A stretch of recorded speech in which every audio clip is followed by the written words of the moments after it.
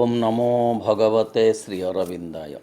ओम आनंदमयी चैतन्यमयी सत्यमयी परमे। मुमूर्षु सत्यवान ଓ ଦେବୀ ସାବିତ୍ରୀଙ୍କ ମଧ୍ୟରେ ଆଉ ଏକ ବିଶାଳ ନିଦାରୁଣ ଶକ୍ତିର ଆବିର୍ଭାବ ଘଟିଲା। ଗ୍ରୀଷ୍ମର ମଧ୍ୟାହ୍ନ ସେହି ସତ୍ତାର ପ୍ରଭାବରେ ହିମ ଶୀତଳ ହୋଇଗଲା। ଭୟଙ୍କର ସ୍ତବ୍ଧତାରେ ଭରିଗଲା ପରିବେଶ। ନିସ୍ତବ୍ଧ ହୋଇଗଲା ପକ୍ଷୀମାନଙ୍କର କଳରବ, ପଶୁମାନଙ୍କର କୋଳାହଳ। ସତେଅବା ବାତାବରଣକୁ ଗ୍ରାସ କରିଗଲା ଏକ ପ୍ରଳୟର ଅପଛାୟା। ଏକ ଆତଙ୍କ ତଥା ମର୍ମନ୍ତୁଦ ବେଦନାରେ ଥରିଗଲା ବନଭୂମି। Near her she felt a silent shade immense, chilling the noon with darkness for its back. There was no cry of birds, no voice of beasts. A terror and anguish filled the world. ବିରାଟ ସେ ବନଭୂମିରେ ମୃତ ସ୍ୱାମୀଙ୍କୁ ବକ୍ଷରେ ଧରି ସାବିତ୍ରୀ ଏକା ବସି ରହିଲେ। ଚକ୍ଷୁ ଥିଲା ଅଶ୍ରୁହୀନ, ମନରେ ନଥିଲା କିଛି ଆଲୋଡ଼ନ ଅବା ଆନ୍ଦୋଳନ। ସେ ଅନୁଭବ କଲେ ଯେ ସତ୍ୟବାନଙ୍କ ମୃତ୍ୟୁ ସହିତ ତାଙ୍କର ମଧ୍ୟ ମୃତ୍ୟୁ ହୋଇଯାଇଛି। ଏହିପରି କିଛି ସମୟ ବିତିଗଲା। ହଠାତ୍ ସାବିତ୍ରୀ ନିଜ ଭିତରେ ଏକ ପରିବର୍ତ୍ତନ ଅନୁଭବ କଲେ। ଅତୀତର ସକଳ ଘଟଣା ତାଙ୍କ ମାନସ ପଟରେ ଜାଗ୍ରତ ହୋଇ ଉଠିଲା। ଉଚ୍ଚତର ଏକ ବିରାଟ ଶକ୍ତି ତାଙ୍କ ମଧ୍ୟରେ ଅବତରଣ କଲା। କିଛି ସମୟ ପରେ ସମସ୍ତ ବେଦନା ଓ ଶୋକ ତାଙ୍କର ଦୂର ହେଲା ଏବଂ ମନ ସ୍ଥିର ହେଲା। ଶାନ୍ତ ଭାବରେ ସେ ସତ୍ୟବାନଙ୍କ ଶରୀରକୁ ମାଟି ଉପରେ ରଖିଲେ ଓ ମୃତ୍ୟୁ ଦେବତାଙ୍କ ସାମ୍ନାରେ ଆସି ଦମ୍ଭରେ ଠିଆ ହେଲେ। ସେତେବେଳେ ସାବିତ୍ରୀ ଶୁଣିପାରିଲେ ଏକ ନିଦାରୁଣ କଣ୍ଠର କର୍କଶ ଆହ୍ୱାନ। ସେ କଣ୍ଠରୁ ଶୁଭୁଥିଲା, ହେ ପ୍ରକୃତିର ଦାସ, ପ୍ରମତ୍ତ ଆବେଗର ନିବିଡ଼ ବନ୍ଧନ ଶିଥିଳ କର। ମୋର ନିୟମ ମାନିନିଅ, ଲୁହ ପୋଛିଦିଅ, ଭୁଲିଯାଅ ଅତୀତକୁ। ସତ୍ୟବାନଙ୍କ ଆତ୍ମା ତାଙ୍କ ଦେହ ଛାଡ଼ି ଚାଲିଯାଇଛି। ତୁମେ ତାଙ୍କର ବିଦେହୀ ଆତ୍ମା ପ୍ରତି ଆସକ୍ତି ପରିତ୍ୟାଗ କର ଏବଂ ପାର୍ଥିବ ମାୟାମୟ ଜୀବନକୁ ଫେରିଯାଅ। ସାବିତ୍ରୀ ଏକଥା ଶୁଣି କିଛି ଉତ୍ତର ଦେଲେ ନାହିଁ। ତହୁଁ ସେଇ କଣ୍ଠସ୍ୱର ଟିକେ ନରମି ଯାଇ କହିଲା, ହେ ମରଣଶୀଳ ଜୀବ,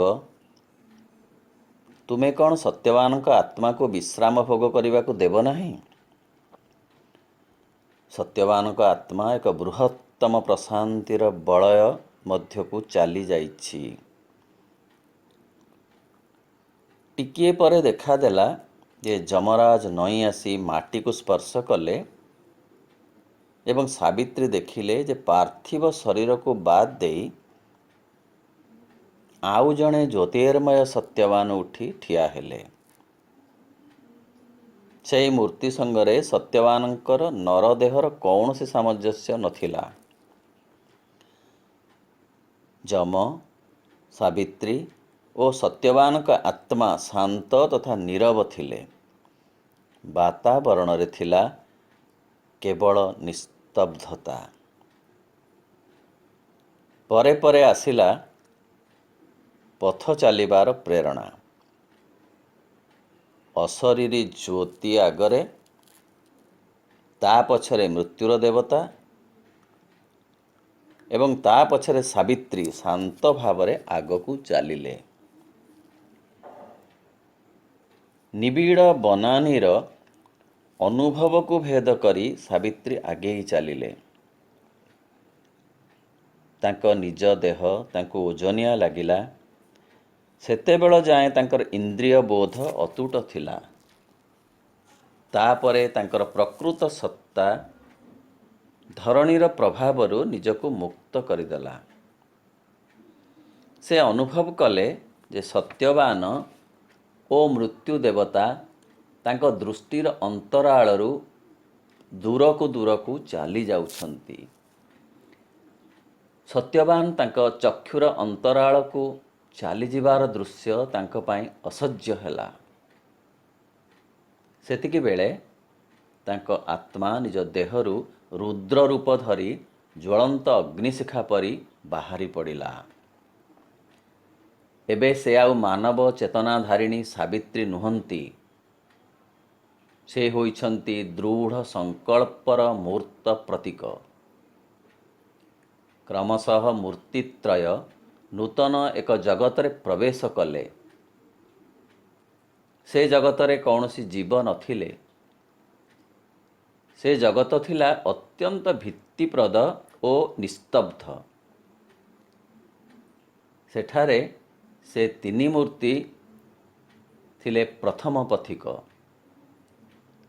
सेई जगतर सीमारेखारे थिबा एक गाढ़ हिमरेखारे आसी सेमाने पहुँचिले।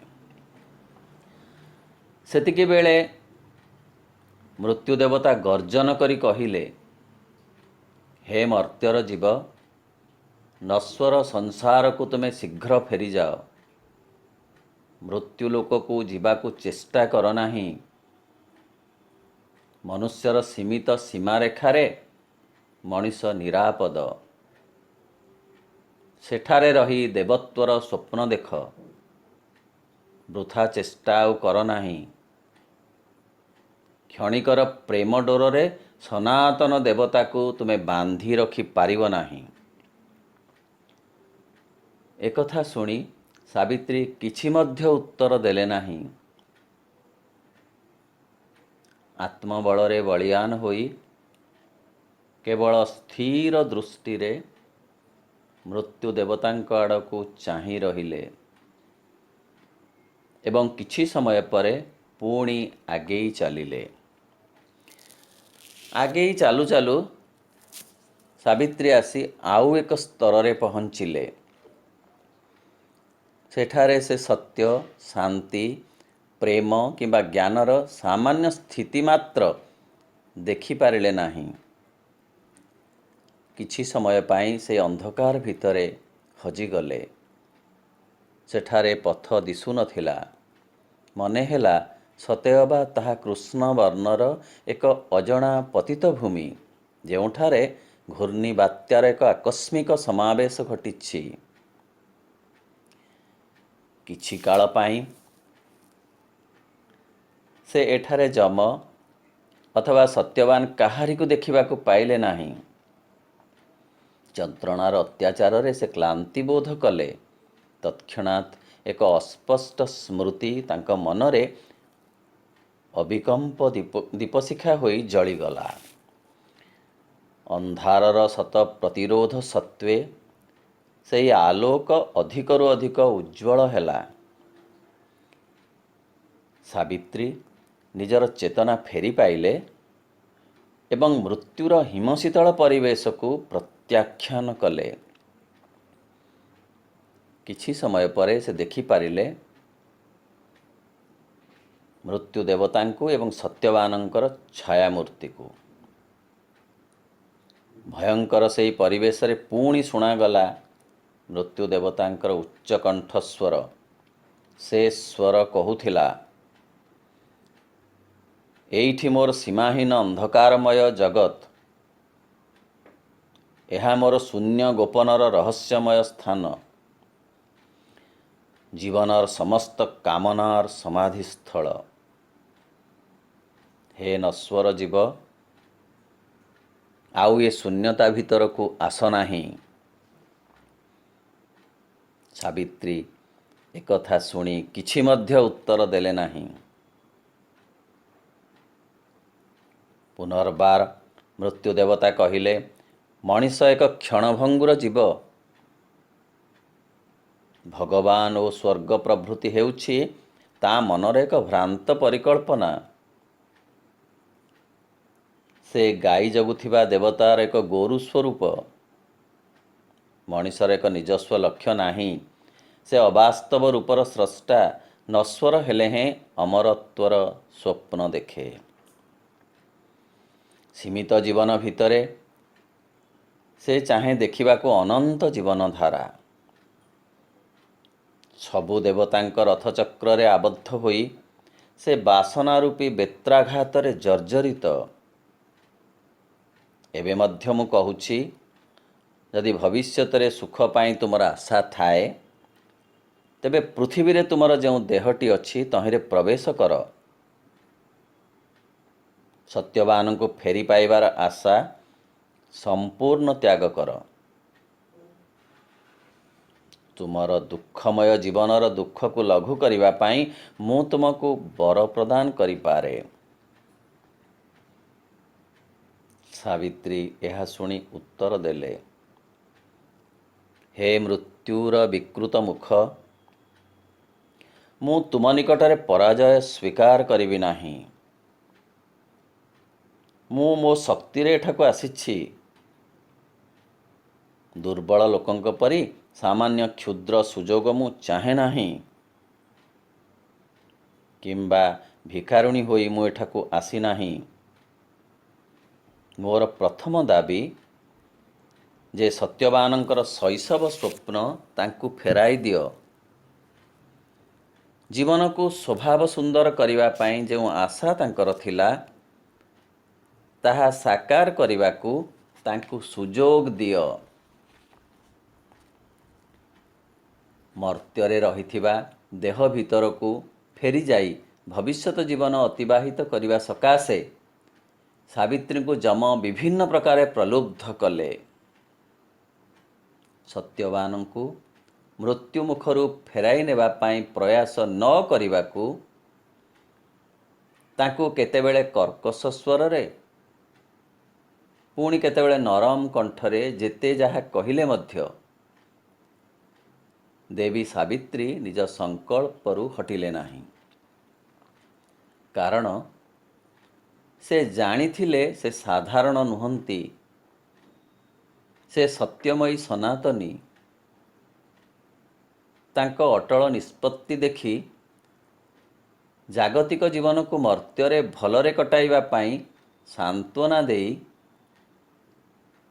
ବର ପ୍ରଦାନ କରିବାକୁ ଯମ ଆଗ୍ରହ ପ୍ରକାଶ କଲେ।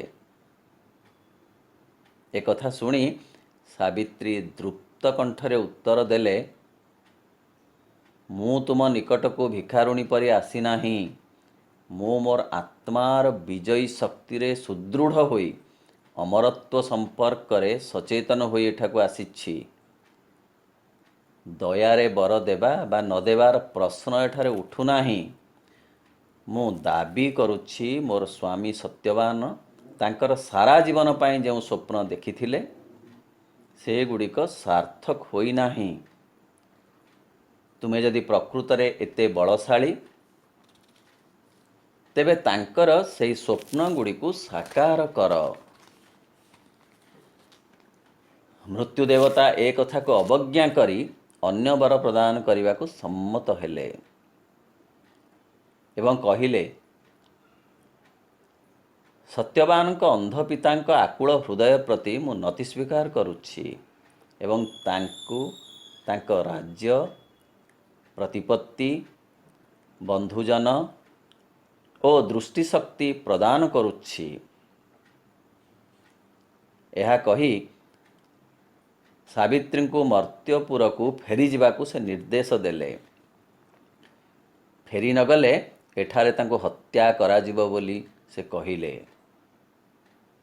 ସାବିତ୍ରୀ କଥା ଶୁଣି ଅବିଚଳିତ ଭାବରେ ଦୃଢ଼ କଣ୍ଠରେ କହିଲେ, ମୁଁ ତୁମ ସମକକ୍ଷ ହୋଇ ଜନ୍ମଗ୍ରହଣ କରିଛି। ନଶ୍ୱର ହେଲେ ହେଁ ସତ୍ୟବାନ ମୋର ସାମର୍ଥ୍ୟ। ମୋର ଆନ୍ତର୍ଚେତନା ପୂର୍ଣ୍ଣ କରିବା ନିମନ୍ତେ ତାଙ୍କୁ ମୋତେ ଫେରାଇ ଦିଅ।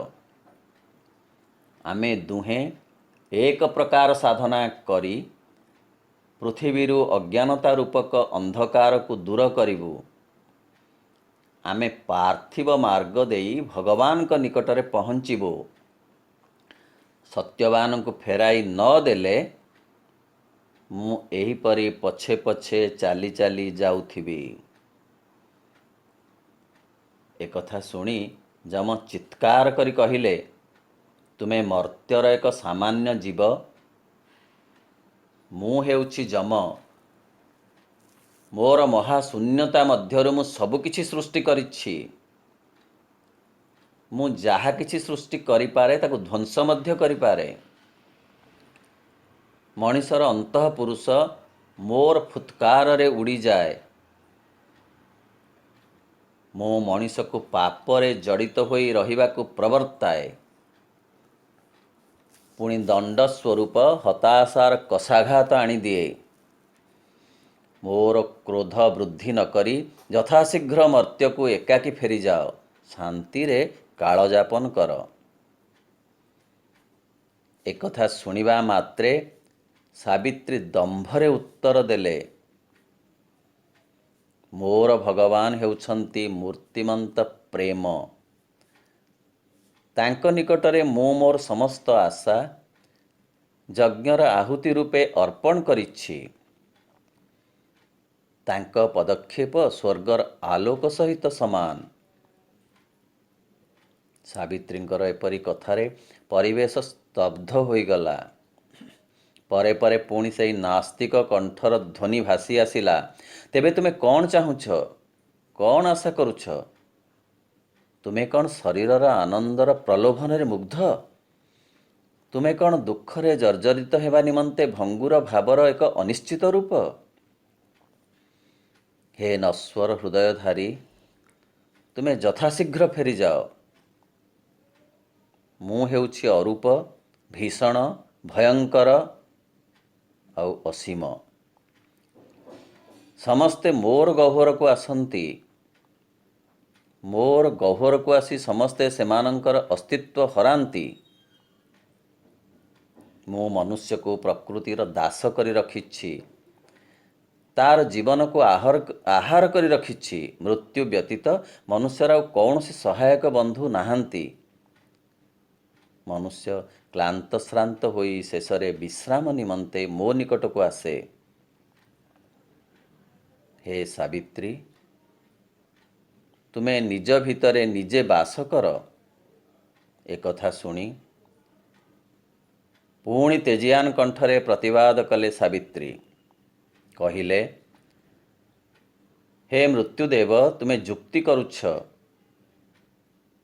मु जुक्ति करे ना, कारण जुक्ति सबु किछि को विनाश करी दिए। मु द्रष्टा, मु प्रेमी,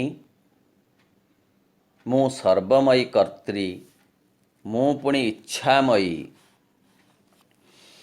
ए सबु सुनी जम सावित्री ज्ञान लाभ करने को परामर्श देले। सावित्री परामर्शर उत्तर रे कहिले, मु जेतेबेले चिर प्रेमी हेबी सेतेबेले पूर्ण ज्ञान अर्जन करिबी। मु विश्व वाक् शक्तिर मर्मर ध्वनि। मु परमेश्वरंक निकटरू आसीथिबा एक उत्ताल तरंग। मु जाने मनुष्य को मन और हृदय दिया जाइछि, जहा फल से तुमको जय करि पारिबो। एबे तेजदीप्त बाणी शुणी मृत्यु देवता निर्वाक होईगले एवं एक निश्चल प्रतिमूर्ति परि स्थिर होई रहिले। किछि समय परे पुणी तिनिहे अर्थात सत्यवान, मृत्यु देवता ओ सावित्री धीरे धीरे आगे चलिले। किछि बाट गला परे मृत्यु देवता पुणी सावित्री को कहिले, स्वर्ग किंबा मर्त्य केउठारे हेले आदर्शर चिन्ह नाही। आदर्श हेला एक भ्रांत अनुभव। मनीष मनर आशा उद्दीपनार यह एक चमत्कार प्रलाप। दीप्त छायार ସ୍ୱପ୍ନମୟ ସ୍ମୃତିରେଖା ହିଁ ଆଦର୍ଶ। ତୁମ ଦୃଷ୍ଟିର ଭ୍ରାନ୍ତି ନୀଳ ଆକାଶକୁ ଗଢ଼େ। ତୁମ ଦୃଷ୍ଟିର ଭ୍ରମ ଗଢ଼ିଦିଏ କେତେ କେତେ ଇନ୍ଦ୍ରଧନୁ। ଏବଂ ତୁମେ ଯାହାକୁ ପ୍ରେମ ବୋଲି ବିବେଚନା କର, ସେ ତୁମ ଦେହର କଥା। ଏହି ପ୍ରେମର ମୃତ୍ୟୁ ଅଛି, ଯାହା ଦେହର ମୃତ୍ୟୁ ସହ ସଂଗଠିତ ହୁଏ। ପ୍ରେମ ଏକ ଶିକାରୀ ପଶୁ, ଯିଏ ସୁଷମାମୟ କୁସୁମିତ ଲତା କୁଞ୍ଜରେ ଆଉ ଏକ ଶରୀର ଓ ହୃଦୟକୁ ଖାଦ୍ୟ ରୂପେ ଝାମ୍ପି ନେବା ପାଇଁ ଛପି ରହିଥାଏ। ଏହି ପଶୁକୁ ତୁମେ ଭ୍ରମବଶତଃ ଦେବତା ବୋଲି ମନେ କରୁଛ। ହେ ମାନବୀ, ଭାବମୟକୁ ଆଦୌ ବସ୍ତୁମୟ କରାଯାଇପାରିବ ନାହିଁ। ରୂପ ମଧ୍ୟରେ ଅବିନଶ୍ୱର ମହିମା ତିଷ୍ଠି ରହିପାରିବ ନାହିଁ। ମନୁଷ୍ୟର ଯେତେ ପ୍ରେମାତ୍ମକ କର୍ମାନୁଷ୍ଠାନ, ତାହା ହେଉଛି ପ୍ରେମର ଶବବିହୀନ କବର ସଦୃଶ ଅର୍ଥହୀନ। ପୃଥିବୀକୁ ଅବତାରମାନଙ୍କର ଆଗମନ ବ୍ୟର୍ଥ ହୋଇଛି। ବ୍ୟର୍ଥ ହୋଇଛି ଋଷିମୁନିମାନଙ୍କର ଭବିଷ୍ୟତବାଣୀ। ଅବଶ୍ୟ ଏହାର ଅନ୍ୟତମ କାରଣ ଏହି ଯେ ପୃଥିବୀ ତା'ର ନିଜସ୍ୱ ପତନକୁ ଭଲ ପାଏ। ଚେତନାର ସୋପାନରେ ଉତ୍ତରିତ ହେବାକୁ ସେ ଚାହେଁ ନାହିଁ। ପାର୍ଥିବ ଜୀବନରେ ପ୍ରେମ କ୍ଷଣସ୍ଥାୟୀ ଓ ନାଶଶୀଳ। ପ୍ରିୟଜନର ମୃତ୍ୟୁ ପରେ ସେହି ପ୍ରେମ କିଛି କ୍ଷଣ ବଞ୍ଚି ରହେ ଓ ପରେ ପରେ ଉଭେଇଯାଏ। ଫଳତଃ ମୃତ ବ୍ୟକ୍ତି ବିସ୍ମୃତ ହୋଇଯାଆନ୍ତି। ପୁଣି ଅପରପକ୍ଷରେ ମୃତ ବ୍ୟକ୍ତି ନିମିତ୍ତ ଏପରି ଘଟେ ଯେ ମୃତ୍ୟୁ ସେହି କିଛି କାଳ ରହିବାର ସୁଯୋଗ ତାକୁ ଆଣିଦିଏ। ନିରାପତ୍ତା, ଆନନ୍ଦ ଓ ନୀରବତା ମଧ୍ୟରେ କିଛି କାଳ ବିତେଇବାକୁ ସୁଯୋଗ ଦିଏ। ସତ୍ୟବାନଙ୍କ କ୍ଷେତ୍ରରେ ତାହା ହିଁ ଘଟିଛି। ସେ ଏବେ ନିରାପଦରେ ଓ ଆନନ୍ଦରେ ରହିଛନ୍ତି। ତାଙ୍କୁ ଆଉ ମର୍ତ୍ତ୍ୟମଣ୍ଡଳକୁ ଫେରାଇ ନେବା ପାଇଁ ଚେଷ୍ଟା କର ନାହିଁ। ତୁମେ ଏକାକିନୀ ମର୍ତ୍ତ୍ୟଭୁବନକୁ ଫେରିଯାଅ। ସେଠାରେ ତୁମର ହୃଦୟକୁ ଜ୍ଞାନର ଜ୍ୟୋତିରେ ଉଦ୍ଭାସିତ କର। ସାବିତ୍ରୀ ଏକଥା ଶୁଣି ତତ୍କ୍ଷଣାତ୍ ସେହି ତାମସୀ ଶକ୍ତିକୁ ଉତ୍ତରରେ କହିଲେ, ମୋର ପ୍ରେମ ହୃଦୟର କ୍ଷୁଧା ନୁହେଁ। ମୋର ପ୍ରେମ ମୋର ଦେହର ଲାଳସା ନୁହେଁ। ମୋର ପ୍ରେମ ଆସିଛି ଭଗବାନଙ୍କ ଠାରୁ। ଏକଥା ସତ୍ୟ ଯେ ପାର୍ଥିବ ପରିବେଶରେ ମଣିଷ ଜୀବନରେ ଯେତେ ସବୁ ଅପୂର୍ଣ୍ଣତା ରହିଛି, ତାହା ସବୁ ଦିନେ ଦୂର ହେବ ଏବଂ ମଣିଷ ଜୀବନ ଭରିଯିବ ପୂର୍ଣ୍ଣତାରେ। ବ୍ରହ୍ମାନନ୍ଦର ସ୍ୱର ତହିଁରେ ଶୁଣାଯିବ। ଜଗତ ଅଧିକ ମଧୁସିକ୍ତ ହୋଇ ନୂଆ ଭାବରେ ଆବିର୍ଭୂତ ହେବ। ସେତେବେଳେ ଦେବତାମାନଙ୍କୁ ପାଇବାର ଆଶା ମଣିଷର ପୂର୍ଣ୍ଣ ରୂପେ ସଫଳ ହେବ।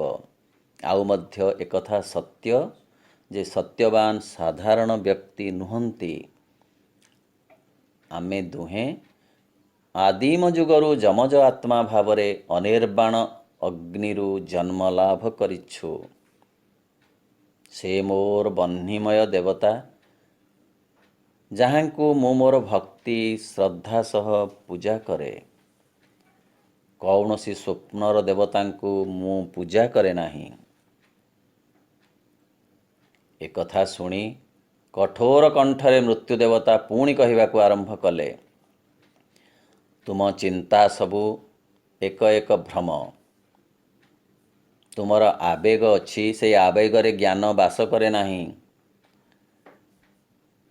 ପୃଥିବୀରେ ସ୍ୱର୍ଗ ଗଢ଼ିବାର ବାସନା ତ୍ୟାଗ କର। ସୃଷ୍ଟିର ସବୁକିଛି ଜଡ଼ଠାରୁ ସମ୍ଭୂତ। ତୁମର ଅନ୍ତରାତ୍ମା ହେଉଛି ଏକ ନଶ୍ୱର କୁସୁମ, ଯାହାକୁ ମନରୂପକ ମାଳି ଜଡ଼ଭୂମି ଉପରେ ରଚନା କରିଛି। ଆଉ ତୁମ ଜୀବନ ହେଉଛି ଜଡ଼ରୂପୀ ସମୁଦ୍ରରେ ମିଶି ଯାଉଥିବା ଏକ ତରଙ୍ଗ। ମୋ ମୃତ୍ୟୁ, ମୁଁ ରାଜା, ମୋର ରାଜକୀୟ ଆସନ ଦୃଢ଼। ମୁଁ ଶୂନ୍ୟ ବ୍ୟୋମକୁ ଆକାଶର ରୂପ ଦେଇଛି। ମୁଁ ଜ୍ୟୋତିର୍ମଣ୍ଡଳରୁ ତାରକାମଣ୍ଡଳ ଗଢ଼ିଛି। ରାସାୟନିକ ପ୍ରାଣରସରୁ ପ୍ରକୃତି ମଣିଷକୁ ସୃଷ୍ଟି କରିଛି। ତାପରେ ଚିନ୍ତା ଆସି ସଙ୍ଗତିପୂର୍ଣ୍ଣ ଜଗତକୁ ବିଶୃଙ୍ଖଳିତ କରିଦେଇଛି। କ୍ରମଶଃ ମଣିଷର ନାଡ଼ି ଓ ସ୍ନାୟୁ ସବୁ ସୁଖ ଦୁଃଖକୁ ସହ୍ୟ କରିବାକୁ ଆରମ୍ଭ କରିଛନ୍ତି। ଜଡ଼ର ସୁପ୍ତି ମଧ୍ୟରେ, ମନର ନଶ୍ୱରତା ମଧ୍ୟରେ କ୍ରମେ କ୍ରମେ ମଣିଷ ବାନ୍ଧି ହୋଇ ପଡ଼ିଛି। ସେ ଏକ ପାଶବିକ ଯନ୍ତ୍ରରେ ପରିଣତ ହୋଇଛି। ସେହି ଯନ୍ତ୍ରରେ ଭଗବାନଙ୍କର ସ୍ଥାନ କେଉଁଠି? ମଣିଷ ଜୀବନର ନିରର୍ଥକ ଚକ୍ରାବର୍ତ୍ତନରେ ଭଗବାନଙ୍କର ସ୍ଥାନ କେଉଁଠି? ଭଗବାନ ପୃଥିବୀରେ ଅଛନ୍ତି ବୋଲି ତୁମେ ଭ୍ରମ କରୁଛ। ତୁମେ ଏକ ବାଷ୍ପ, ଏକ ଜୀବନ ରସ। ତୁମେ ନଶ୍ୱର ନିଶ୍ୱାସ ପ୍ରଶ୍ୱାସ ବାୟୁକୁ ଆତ୍ମା ବୋଲି ଭ୍ରମବଶତଃ ଗ୍ରହଣ କରୁଛ। ଜଗତରେ ଜ୍ଞାନ ହେଉଛି ଭ୍ରାନ୍ତିର ସହଚର। ମାନୁଷୀ ପ୍ରେମ ହେଉଛି ପାର୍ଥିବ ରଙ୍ଗମଞ୍ଚର ଏକ ନିରର୍ଥକ ପରିନୃତ୍ୟ। ପୃଥିବୀରେ ଥିବା ମାନୁଷୀ ପ୍ରଜ୍ଞା ଆଦୌ କୌଣସି ଶୀର୍ଷ ମହାଶକ୍ତି ନୁହେଁ ଏବଂ ପ୍ରେମ ଅନ୍ତରୀକ୍ଷରୁ ଆସିଥିବା କୌଣସି ଦେବଦୂତ ନୁହେଁ। କେବଳ ଏତିକି ନୁହେଁ, ପୃଥିବୀରେ ଦିବ୍ୟ ପ୍ରେମ ରାଜତ୍ୱ କରିପାରିବ ନାହିଁ। ସେସବୁ ସ୍ୱର୍ଗର କଥା। ସ୍ୱର୍ଗରେ ତା'ର ସ୍ଥିତି ଓ ସମୃଦ୍ଧି। ମର୍ତ୍ତ୍ୟରେ ତାହା ଏକ ସ୍ୱପ୍ନ ମାତ୍ର। ତୁମ ମନ ତୁମର ଭାସ୍ୱର ସୂର୍ଯ୍ୟ ପରି ଦୀପ୍ତ ମନେ ହୁଏ। ପ୍ରକୃତରେ ତାହା ସୂର୍ଯ୍ୟ ନୁହେଁ, ଖଦ୍ୟୋତ ମାତ୍ର। ଖଦ୍ୟୋତ କସ୍ମିନ୍ କାଳେ ନକ୍ଷତ୍ର ହୋଇପାରିବ ନାହିଁ। ଏହି ମିଥ୍ୟା ଭାବାଦର୍ଶ ଏକ ବୃଥା କଥା। ହେ ମର୍ତ୍ତ୍ୟର ଜୀବ, ତୁମେ ସ୍ୱର୍ଗର ପ୍ରୟାସ କର ନାହିଁ। ପାର୍ଥିବ ବିଧାନକୁ ମାନିନିଅ। ତୁମକୁ ମର୍ତ୍ତ୍ୟରେ ଯେତିକି ଆନନ୍ଦ ଦିଆଯାଇଛି ସେତିକି ଗ୍ରହଣ କରିନିଅ। ନିୟତିକୁ ମାନିନିଅ। ନିୟତିର କଠୋର ପରୀକ୍ଷା ଆଗରେ ମଥାନତ କରି ଯାହା କିଛି ଦୁଃଖ, ଶୋକ ଓ ଦୁର୍ଭୋଗକୁ ମାନିନିଅ। ମୃତ୍ୟୁ ଦେବତାଙ୍କର ଏହି କଠୋର ବାକ୍ୟରେ ତଥାପି ସାବିତ୍ରୀ ବିଚଳିତ ହେଲେ ନାହିଁ। ସେ ଦେବୀ, ସେ ଅବିଚଳିତ ରହିଲେ ଏବଂ ତାଙ୍କର ଲକ୍ଷ୍ୟ ପୂରଣ କରିବା ପାଇଁ ସେ ଦୃଢ଼ ସଂକଳ୍ପ ହୋଇ ରହିଲେ। ଓମ୍ ନମୋ ଭଗବତେ ଶ୍ରୀ ଅରବିନ୍ଦାୟ। ଓମ୍ ଆନନ୍ଦମୟୀ ଚୈତନ୍ୟମୟୀ ସତ୍ୟମୟୀ ପରମେ।